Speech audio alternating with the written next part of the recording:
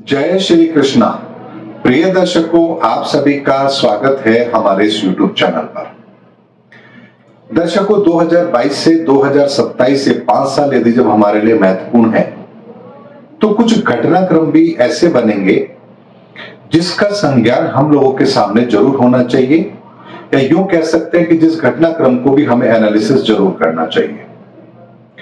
दर्शकों, इस पर्टिकुलर 5 साल के कालखंड में कुछ लोग ऐसे होंगे जो दिशा भ्रमित भी अवश्य होंगे, और दिशा भ्रमित इसलिए होंगे क्योंकि वो अपने निजी विचारों को और निजी संबंधों को छोड़ नहीं पाएंगे, और जिसका कारण ये बनेगा कि वो धर्म के मार्ग से थोड़ा अलग हट जाएंगे, और जिसके कारण से इतिहास के पन्नों के अंदर उनका स्थान कुछ अलग तरह का होगा। अभी बात मैं आपको क्यों कह रहा हूं उसको समझाने से पहले आपको एक छोटा सा उदाहरण देता हूं। महाभारत काल के अंदर कुछ पात्र ऐसे थे जो थे तो सही योद्धा थे, वीर थे, लेकिन उनका चुनाव गलत था। जैसे कर्ण, द्रोणाचार्य, भीष्म पितामह, ये कुछ ऐसे लोग थे जिन्होंने अपने कर्तव्य पथ के लिए कुछ अलग तरह के निर्णय लिए। उसमें एक नाम बर्बरिक यानी खाटू श्याम जी का भी आता है। ऐसे में इस उदाहरण से अगर हम समझें तो कर्ण योद्धा था, वीर था, लेकिन उसने अपनी मित्रता के कारण से, क्योंकि दुर्योधन के साथ जो उसकी मित्रता थी उसके कारण से उसने भगवान कृष्ण के विरोध में जाकर के, अर्थात भगवान कृष्ण के विरुद्ध जाकर के युद्ध में, महाभारत के युद्ध में अपनी भूमिका निभाई। बर्बरिक भी यही गलती करने जा रहे थे, इसी कारण से भगवान कृष्ण ने उनकी भूमिका अलग तरह से तय की। भीष्म पितामह द्रोणाचार्य भी चाहते तो दुर्योधन को समझा करके परिणामों को प्रभावित कर सकते थे, लेकिन वो अपने सिंहासन, अपने कर्तव्य पथ से बंधे हुए थे, इसलिए जानबूझ करके उन्होंने धर्म का रास्ता छोड़ा और अपने निजी संबंधों को उन्होंने महत्व दिया। ठीक इसी तरह की गलती इस कालखंड में बहुत से लोग करेंगे, जब वो लोग अपने निजी संबंधों को प्राथमिकता देंगे और धर्म के मार्ग का अनुसरण नहीं करेंगे। उदाहरण के लिए, मैं तो कट्टर बीजेपी का हूं, मैं तो कट्टर कांग्रेसी हूं, मैं तो कट्टर आम आदमी पार्टी का हूं, मैं तो इस पार्टी से जुड़ा हुआ हूं, मैं इसके साथ ऐसा कैसे कर सकता हूं, मैं वैसा, यानी बहुत सारे ऐसे तर्क होंगे। जब लोग किसी गलत रास्ते पर यदि कोई जा रहा है और उन्हें पता है कि यह रास्ता ठीक नहीं है, उसके बाद भी उसको फॉलो करेंगे, और वो इसलिए होगा कि वो अपने निजी संबंधों को, जो उन्होंने पिछले बहुत लंबे समय से उन लोगों के साथ संबंध निभाए हैं, उनको वो तोड़ना नहीं चाहेंगे। और कुछ लोग ऐसे होंगे जिनकी अपने एक विचारधारा होगी और उस विचारधारा को वो प्राथमिकता देंगे, और वर्तमान के परिदृश्य में उन्हें कितनी क्या भूमिका रखनी चाहिए इसको वो नजरअंदाज करेंगे।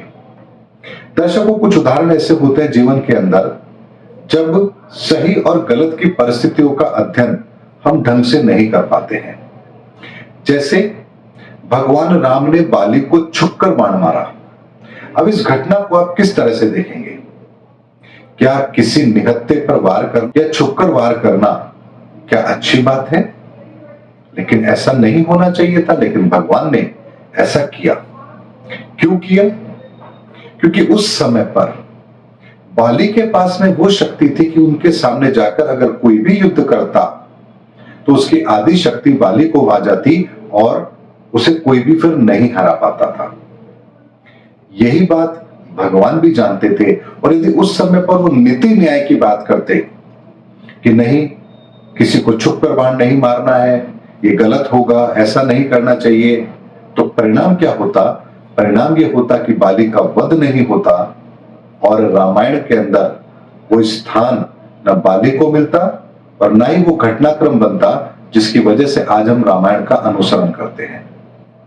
अर्थात वक्त, काल, परिस्थिति जैसी भी होती है, जो धर्म के रास्ते पर चलने वाले लोग होते हैं वो सदैव नीति फॉलो करते हैं, और वस्तु, काल, परिस्थिति के अनुसार जो न्यायोचित है उसका साथ देते हैं। बेशक चाहे वर्तमान के अंदर या भविष्य के अंदर उसका उल्लेख किसी भी तरह से किया जाए, लेकिन वो उस समय की परिस्थिति को ध्यान में रखते हुए, दूरगामी परिणामों को ध्यान में रखते हुए निर्णय लेते हैं। और यही काम राम ने भी किया था। भगवान कृष्ण ने भी अर्जुन से कहा था कि तुम कर्ण को नहीं मार पाओगे क्योंकि उसके पास कवच कुंडल है, और इसीलिए भगवान कृष्ण ने उसके कवच कुंडल लेने के लिए क्या किया आप लोग जानते हैं। ये समय भी ठीक उसी तरह का है जब धर्म और अधर्म का युद्ध हो रहा है, और बहुत से लोग इस समय कोई संधि काल को नहीं पहचान पाएंगे, अर्थात वो ऐसी गलतियां करेंगे जो धर्म के रास्ते पर चलने वाले लोगों के रास्ते में रोड़ा जरूर डालेंगे। और ऐसी गलती करना उन्हें भविष्य के अंदर, इतिहास के अंदर एक अलग स्थान दिलाएगा जो वो डिजर्व नहीं करते हैं।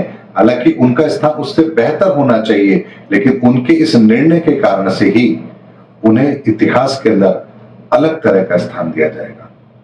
दर्शकों, इस वीडियो के अंदर मैं बहुत सांकेतिक रूप में आपसे बात कर रहा हूं।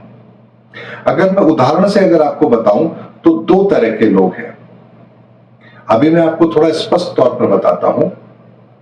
कांग्रेस के अंदर यदि हम बात करें तो बहुत सारे ऐसे लोग हैं जो ये जानते हैं कि कांग्रेस इस समय पर क्या गलती कर रही है, लेकिन फिर भी वो बंधे हुए हैं अपनी वफादारी से और अपना रास्ता बदलने को तैयार नहीं है। वहीं बीजेपी में भी कुछ लोग ऐसे हैं जिन्हें नरेंद्र मोदी से थोड़ी सी द्वेषता है, लेकिन इस कारण से वो सही मार्ग को नहीं चुन पा रहे हैं और विरोध के चक्कर में वो मुख्य धारा से अपने आप को अलग कर रहे हैं। चाहे फिर वो मलिक हो जो राज्यपाल रहे हैं, जम्मू कश्मीर के भी रहे हैं और अभी वर्तमान में भी राज्यपाल हैं, या फिर यशवंत सिन्हा हो जो इस समय पर विपक्ष की तरफ से उम्मीदवार हैं राष्ट्रपति पद के। उससे पहले शत्रुघ्न सिन्हा भी थे। यानी ये वो लोग हैं जो कहीं ना कहीं अडवाणी जी की वफादारी के चक्कर में नरेंद्र मोदी जी का विरोध करते हैं, और कुछ लोग ऐसे हैं कांग्रेस में जो सही रास्ते पर होते हुए भी अपनी वफादारी आज भी कांग्रेस के साथ निभा रहे हैं, यहां तक कि सब कुछ अपने हाथों से लुटता हुआ देख रहे हैं। दर्शकों, मेरे इस बात को कहने का मतलब ये बिल्कुल भी नहीं है कि मैं कोई बीजेपी को फेवर कर रहा हूं या कांग्रेस को मैं कुछ गलत कह रहा हूं। मेरा मात्र कहने का तात्पर्य यह है कि वर्तमान समय के अंदर, ये केवल 5 साल की बात है, 2022 से 2027, उसके बाद आपको जिसको मर्जी फॉलो करना है करिए, क्योंकि तब वो लोग बचेंगे ही नहीं जो अधर्म के रास्ते पर हैं। उसके बाद हमारे सामने वही लोग होंगे जो धर्म के रास्ते पर होंगे, और उसके लिए आप उनका अनुसरण करें ना करें वो आपकी इच्छा है, क्योंकि उसके बाद इतिहास लिखा जा चुका होगा।